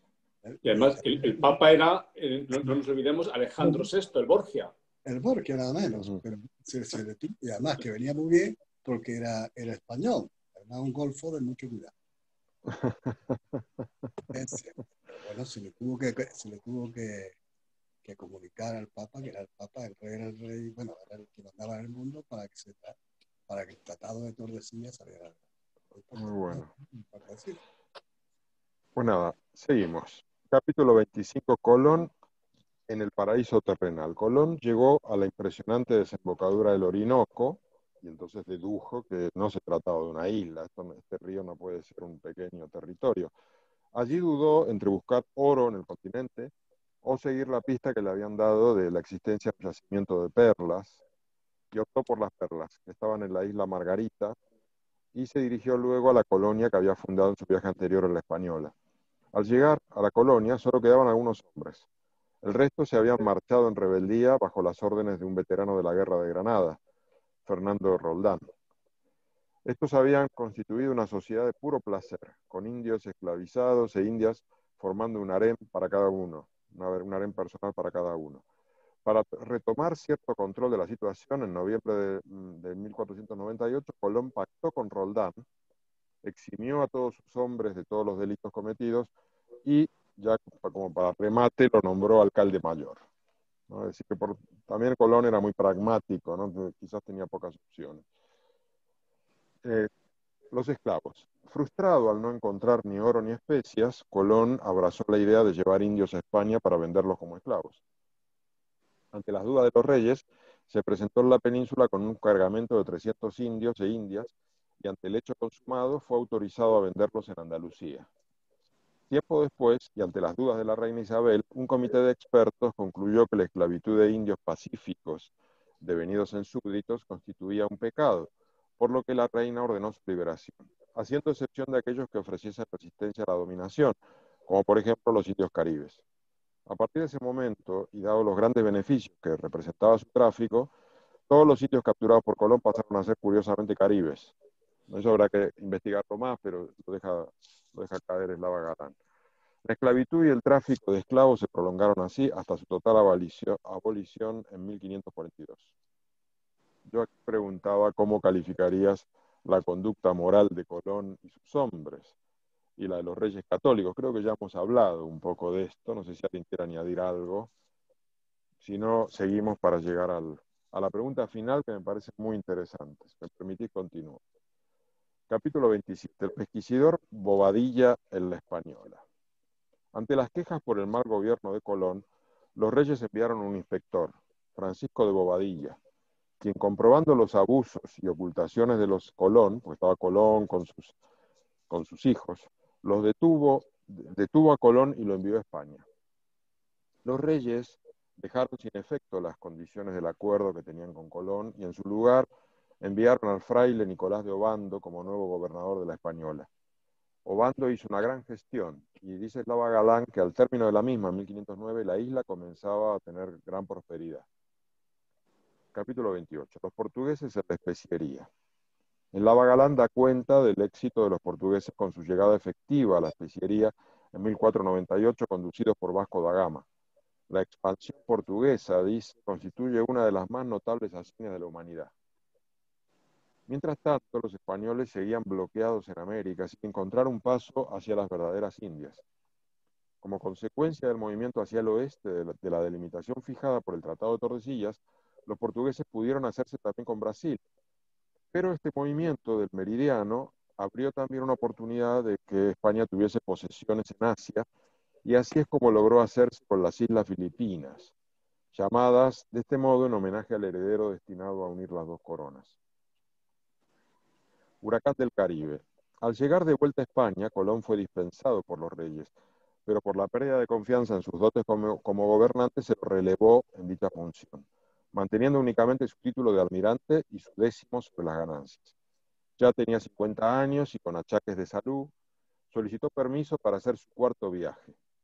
Al final se le concedió, pero con el único objetivo de que encontrase el paso a las Indias y la prohibición expresa de acercarse a la Española e interferir en el gobierno de Obando. Entonces zarpó en 1502 con 150 hombres, 2 carabelas y 2 naos, así que ya era más pequeñita la expedición. Al llegar tuvo un percance en una de las naves y tuvo que ir a tocarle la puerta a Obando, que no lo dejó atracar, a pesar de que Colón fue a anunciarle de que se venía una enorme tormenta y como no se veía nada en el cielo, nadie le creyó. La tormenta se produjo y mandó a pique una flota cargada de oro que había sido enviada por Obando a España y en la que viajaban dos grandes enemigos de Colón, el corregidor Bobadilla y Roldán, este sedicioso que se había abierto solo, luchando contra los elementos. El cuarto viaje fue un verdadero desastre en todos los sentidos, porque no encontró oro, tuvo unas condiciones meteorológicas pésimas, no encontró el paso navegable al otro lado, padeció hambre y sufrió innumerables bajas. Y ahí viene un capítulo interesante que dice: Dios habla a Colón. La ciudad que fundó, Santa María de Belén, solo duró un mes. Y la flota, dañada y prácticamente inutilizable, quedó, ¿no? En una carta a la reina, Colón dice haber recibido un mensaje divino ante tanta desgracia. Parece como que asume un papel de mártir, ¿no? Es decir, realmente es un maestro teatral, Colón, me parece excepcional. Capítulo 32. Náufragos en Jamaica. Resignado, Colón y su flota quedan embarrancados en Jamaica, a 200 kilómetros de navegación para llegar a Santo Domingo, donde estaba Obando. Entonces manda un pequeño grupo que, remando varios días, unos botes, logran llegar hasta Obando y entregar una carta de parte de Colón pidiendo ayuda, que lo vaya a rescatar. Pero Obando no reacciona, deja pasar los meses, uno eslava galán, esperando a ver si con el tiempo estos mueren allí. El odio entre ambos era muy grande. Colón hace un milagro. Transcurridos 8 meses, y gracias a una orden de la reina, que le ordena a Obando ir a rescatar a Colón, logra volver, pasa 3 meses reponiéndose en Santo Domingo porque estaba fatal, y luego volvió ya a España como pasajero, ya no le dejan conducir. A los pocos días de llegar, su gran valedora, la reina Isabel, murió, lo que representó un gran varapalo para él. Se dedicó entonces a luchar por el reconocimiento de sus derechos ante el rey, que le daba largas, hasta que murió de un ataque cardíaco en 1506 en Valladolid. Eslava Galán desmiente las versiones que consideran que Colón murió creyendo que había llegado a las Indias, aduciendo que en alguna ocasión lo dejó traslucir, pero que nunca lo afirmó de modo rotundo porque esto iba en contra de sus intereses, ¿no? Eso es lógico. Concluye el apartado contando cómo el rey Fernando el Católico reunió en Burgos en 1508 a significados navegantes, Yáñez Pinzón, Juan de la Cosa, Solís y Vespucio, para encargarles la búsqueda del paso al Pacífico, algo que no consiguieron encontrar, pero que abrió el camino a descubrir un enorme tesoro de otra naturaleza para la corona española y que será motivo de siguientes debates. Y aquí hago la última pregunta, que es: ¿merecen, ahora que hemos leído toda la historia de Colón, merecen las estatuas de Colón ser derribadas? Yo he compartido algunas fotos porque buscando en internet este verano ha habido muchísimas estatuas de Colón derribadas, sobre todo en Estados Unidos, con el movimiento Black Lives Matter, algunas también decapitadas. ¿Qué opináis de esa suerte de actos en relación a Colón?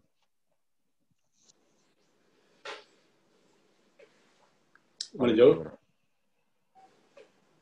Julio. No. Adelante, perdona. De vuelta, es muy difícil decir está bien o está mal. Yo diría, trataré de resumir. Todo esto comenzó con el problema policial en Estados Unidos y la muerte de este ciudadano afroamericano y bueno, obviamente comenzaron todas estas protestas, lamentablemente en el medio de la crisis COVID, pero bueno, así son las cosas. Una vez que eso sucedió acá en Inglaterra, por ejemplo, esto para dar un poquito de explicación a cómo se sucedió. En la ciudad de Bristol se derribó una estatua de un individuo, no me acuerdo el nombre, que fue muy importante durante el Imperio Británico en el comercio de esclavos, este triángulo entre Inglaterra, África y América.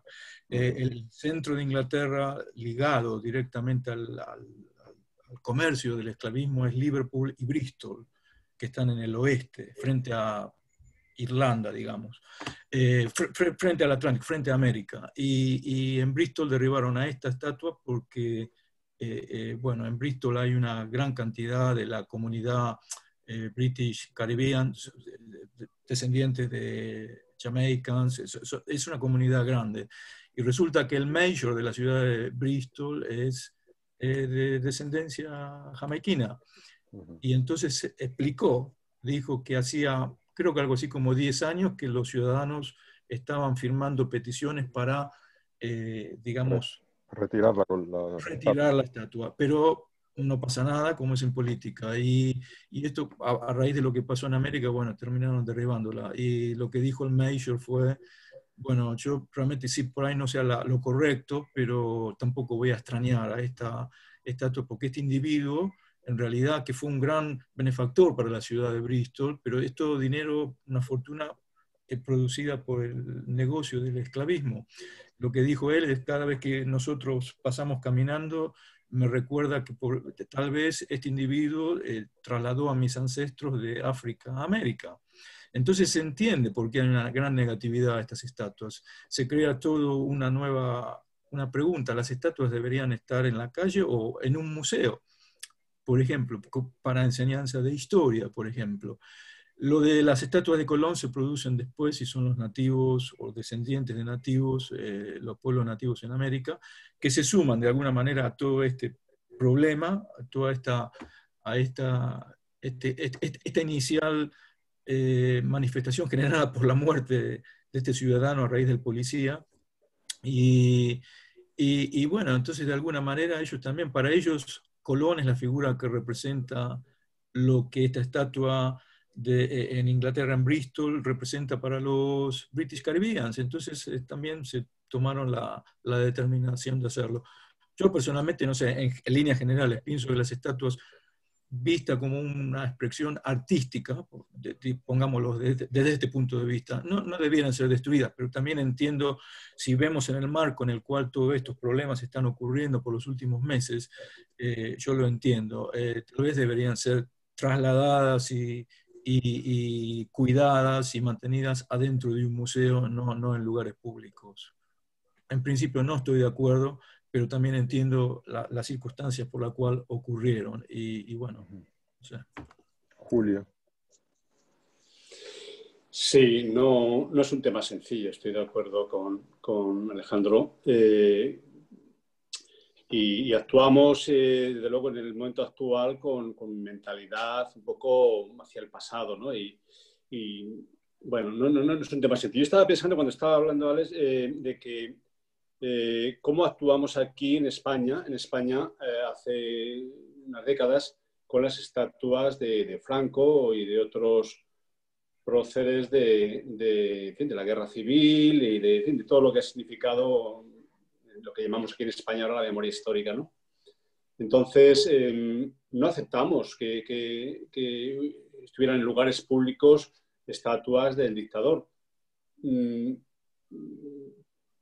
Pero no sé, yo creo que tampoco destruirlas es razonable. Es decir, yo me debato, personalmente me debato entre la necesidad de conservar el pasado, incluso de algunos personajes tan siniestros como el que comentáis, o, en fin, el dictador aquí en España. No me imagino que existieran estatuas de Hitler en Alemania en este momento. Es decir, que hay necesidad de una cierta limpieza histórica, personal, de las sociedades. Pero bueno, el enseñamiento pues tampoco me parece muy positivo. Es complicado, yo creo que es un tema muy subjetivo, muy subjetivo. Sí, Fermín y luego Magda. A mí me parece que existen los museos de historia y qué mejor sitio que tener las estatuas de la historia pasada en los museos de historia y no en sitios públicos donde puede haber gente que se sienta molesta con determinadas situaciones. Yo creo que los sitios públicos no deben ser para explicar una historia. Para mí, debe ser. Yo creo que hay museos de arte, museo de ciencia, pintura y museo de historia. Y donde debe estar el caballo de Franco es en el museo de historia. Para mí, no tiene que estar en una plaza pública, evidentemente. Y la de Colón, imagino que igual. Magda. Pues yo creo que es un tema, bueno, como habéis dicho, muy, muy complejo. También pienso que decidir sobre la memoria histórica muy en caliente, pues no nos favorece, ¿no? Que debería de ser precedido, en todo caso, cualquier acto de institución o de quitar un momento de un largo debate, ¿no? Y un debate, pues, que tenga diferentes elementos en juego. O sea, yo me acuerdo de ser, entre comillas, ¿no? Porque no lo he hecho con mis propias manos, pero de alguna forma partícipe o entusiasta en un momento determinado de quitar todas las estatuas de Lenin, digamos, muy felices, 89-91, descabellando a Lenin en todas partes, y cuando ya se limpió a Polonia de todas las estatuas, pues se empezó a reflexionar, bueno, quizás algunos tenían cierto valor pues, artístico o podrían servir pues, para fines no solo de enseñanza histórica, pero incluso ciertas provocaciones artísticas en plan, bueno, repensar radicalmente, ¿no? ¿Qué hacer con esto antes de degollarlos en masa? Pero pues, desafortunadamente durante esta reflexión pues viene después, ¿no? Yo creo que sería bueno pues, primero pensar, debatir y luego decapitar, pero es difícil, ¿eh? Es difícil. Ujú. Sí, aparte es curioso que el derribo de estatuas se haya producido en Estados Unidos y no en la América Latina, ¿no? Es muy curioso, donde realmente tuvieron gran presencia los españoles, no así en Estados Unidos. Así que es un poco curioso y podríamos tomar como un buen dato que las estatuas de Colón en América Latina siguen en pie. Es decir, quien defienda a Colón, ¿no? Porque podría decir, bueno, mira, donde fuimos efectivamente, todavía no nos las han derribado. Las han derribado en Estados Unidos, pero por un tema que se asocia. Pero no sé, me resulta un poco curioso. Joan. Sí, bueno, cuando tienes una estatua de alguien o de algo, ¿vale? Lo digo también por todas las estatuas que había en España, los caídos, etcétera, tienen una componente de homenaje, y depende a lo que la gente interprete que estás homenajeando, es cuando esa estatua o ese monumento crea un rechazo, ¿de acuerdo? Por tanto, yo lo entiendo en ese sentido, ¿no? Yo creo que nosotros no descabezamos estatuas de Lenin, pero nosotros fuimos el primer y único pueblo que echó abajo la estatua de los caídos con un bulldozer. Luego reinterpretas, como dice Magda, reinterpretas todo lo que has hecho, ¿vale? Pero cuando lo que ves es un homenaje a algo que en ese momento histórico crea rechazo, pues es esa estatua, y quizá no por el personaje, tú lo acabas de decir, Jorge, el personaje en Estados Unidos, ¿qué pinta? No pinta nada, es Es un a qué se símbolo. interpreta que estás dando un cierto homenaje. Uh-huh. Es más a las ideas que al personaje en sí. Seguro que los que la han tirado abajo no han leído ni este libro ni ninguno que les haya dado una visión histórica del personaje. Es contra la idea, contra la interpretación. Sí, es verdad. Yo creo que ha habido una etapa histórica en la cual se dejaba constancia de tu posición y de tu ideología y tus principios como nación a través de monumentos y de estatuas. Creo que eso me parece que está pasando, ¿no? Yo no veo que se estén haciendo estatuas para conmemorar nada. Me parece positiva esa evolución, ¿no? Porque es como hoy estar jalonando las ciudades de símbolos que dentro de 10 años ya no van a tener sentido. Eh, no sé, en la época de Franco evidentemente estaban dejando estatuas todo el tiempo. De hecho, cuando voy a Madrid paso por el Arco de Moncloa. ¿Y qué habría que hacer? ¿Ir y demolerlo también? Pues al fin y al cabo se ha convertido en una puerta, una especie de hito. Sería infinita la cantidad de estatuas y monumentos que habría que demoler. Pero a mí me parece que la tendencia en general es a no invertir más en estar construyendo monumentos. No sé, yo creo que eso sí es un cambio. Magda. Yo creo que antes estaba Alex. Ah, No, Alex, no, sí, adelante. perdón. No, No, adelante. es simplemente quería decir que depende de dónde, ¿no? Tal vez aquí en España es verdad que recientemente pues no se observa una gran explosión de estatuas nuevas, pero en Polonia, a grandes rasgos, podríamos decir que las de Lenin han sido sustituidas por las de Juan Pablo II. Es una cosa Ah, sí. impresionante, están en todos los parques, frente a todas las iglesias, hay unas auténticas barbaridades estéticas, o sea, como los enanitos, esto es el jardín, pero en gran escala y de forma masiva, o sea, que no sé, sin entrar en el debate, ¿no? del personaje, pero el fenómeno, desde luego, que está en boga plenamente. Ajá. Bien, Yo, Alejandro. yo- Ah, perdón, no, Julio, era, no sé, no, era una anécdota simplemente a propósito de lo que dice Magda. Yo recuerdo cuando estuve en Berlín hace ya unos años que había allí una estatua, supongo que era una zona del antiguo Berlín del Este, de Marx y de Engels. No sé si sigue todavía en pie esa estatua, pero me Sí, yo creo que pareció, está cerca de Alexanderplatz, es sí, sí, casi, no está lejos, ¿no? sí.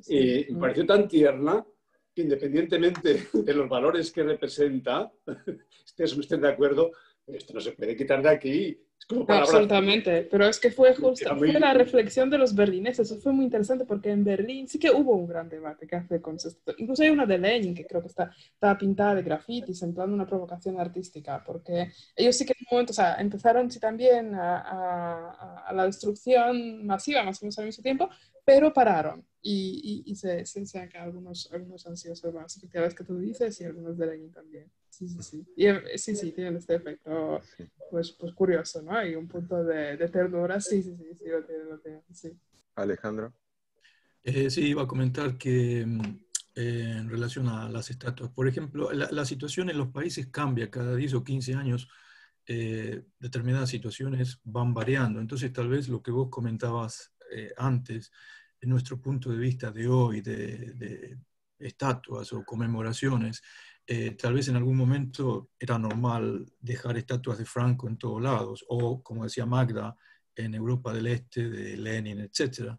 Pero hoy, por ejemplo, tal vez, no sé, yo me pregunto, un poco usando mi imaginación, si a alguien se le ocurriera decir ahora, ahora, en la actualidad, voy a realizar una estatua de alguna persona por haber contribuido en su lucha contra la pandemia, COVID o coronavirus. Trump. Entonces, claro, ¿quién sería? Entonces, ni siquiera hay un personaje que pueda cubrir, que pueda brindar cierto incentivo a ningún artista. No sé, salvo incluso, no sé si tomamos algún personaje, por ejemplo, la primer ministro en New Zealand, Sí, Jacinda sí, Ardern. sí. Que, bueno, la situación fue razonable en New Zealand. Yo creo que hasta ella diría, no, yo no quiero ninguna estatua de mí misma. Entonces creo que tal vez la mentalidad o el punto de vista al respecto va variando. O sea, yo creo que ya no estamos tan interesados en estatuas o a quién le importa, digamos. Tampoco tenemos políticos o elementos que produzcan semejante incentivo, me parece, como lo era el almirante Colón, tal vez. Sí. Pues nada, no sé si tenéis algún comentario más. Hemos llegado al final del debate. Yo creo que es un libro muy apasionante y bueno, en 2 semanas seguiremos, ya os diré hasta qué capítulo llegamos, pero será el segundo cuarto del libro y nada más. La semana que viene vamos a tener el último debate de la vida secreta De la mente, sí. de la mente de Mariano Mariano Sigman, Sigman. que no sé desde dónde arrancamos, Magda, pero bueno, lo iremos. Arrancamos por ahí de la frontera canábica, un poco más allá. Ahora no lo tengo Vale, de lo acuerdo. pondré en el grupo, pero sí, Muy bien. 4 ya. Ujú. Pues nada, muchas gracias José Antonio por haberte sumado al club. Espero que continúes, que Sí, no te hayas arrepentido. no, muchísimas gracias a vosotros, por supuesto. A mí me gusta más la historia, a lo mejor en otras cosas no puedo intervenir. Aquí he intervenido poco, he dado mi opinión de todo lo que podía diferenciar un poco de lo que era el libro. Y pues nada, encantado y muy bien. Perfecto. También perfecto. Pues nada, muchísimas gracias a todos y nos vemos el sábado que viene. Adiós. Hasta Cuidado. luego. Adiós. Hasta luego. Adiós.